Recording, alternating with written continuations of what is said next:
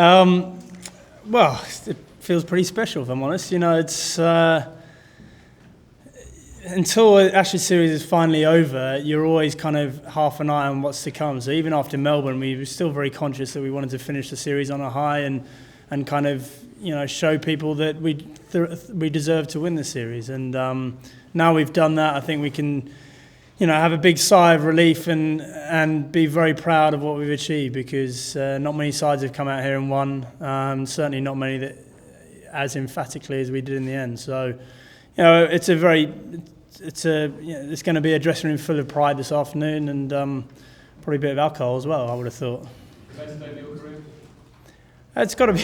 I mean, how do you rank things? I don't know, but I think when you look back at the history of Ashes confrontations, what we've achieved here will be remembered pretty fondly, I think. And you said in Melbourne, you wouldn't tell us the secrets to your success until the series had come to an end. Here's your chance to tell us how you've done it. I just gave Cookie a few batting tips early in the tour, and that was it.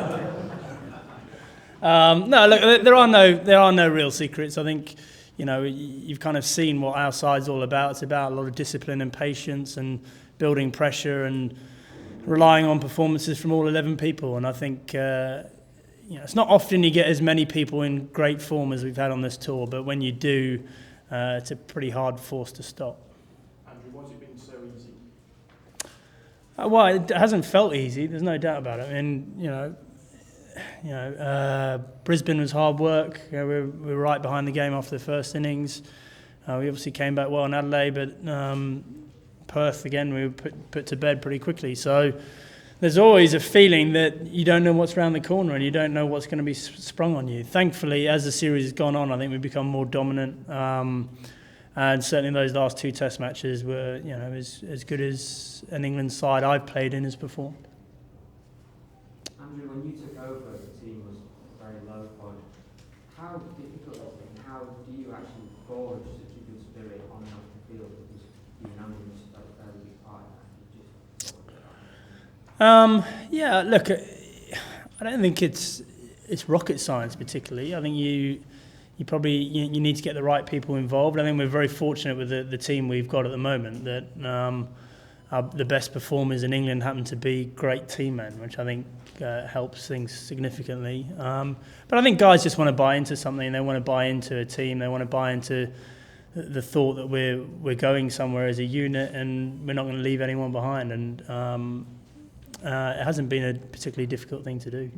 Has the team performed in exactly the way that you hoped it would to as captain? Has it made the progress that you hoped it would make? Yeah, I think so, because we've shown some good progress over the last 18 months or so, and winning in England the Ashes was a good springboard for last year. But I think when you come out here, you're slightly concerned because you know that the pressure is going to be at its greatest, and it's when you most need people to stand up and deliver. So you're always wondering in the back of your mind, are people going to do that? And as we've seen, the guys have all done that, and once one or two guys start doing it, it gives the others belief that they can do it as well, and that's what's happened.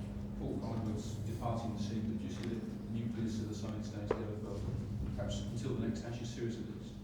Yeah, I'd certainly hope so. I mean, it's very hard it's impossible to look into your crystal ball and know what's going to come, because there are going to be injuries. Other guys are going to put their names up and say, I want to be part of the team, but the majority of the time the majority of the side should be hitting their peak years in the next couple of years or so. So that's encouraging for us. We've always got to be thinking about how we can improve and get better, and hopefully one or two guys will be sticking up their hands saying, I can add something to this team as well.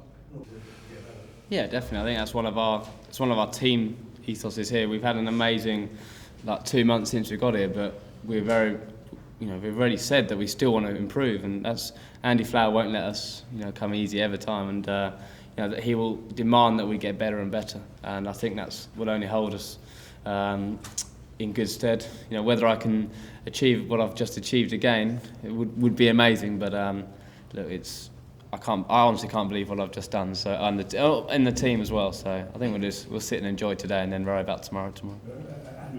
You know, I think Colley's been one of the great servants of English cricket, and you know he's played 69 Test matches, and you know some people look back on it and go, well, there've been a lot of people that have played more than him, but for the last 8 or 9 years, he's been very much part of the soul of the England side. You know, he does a lot of things off the pitch that you guys don't see. He helps out other players in the team.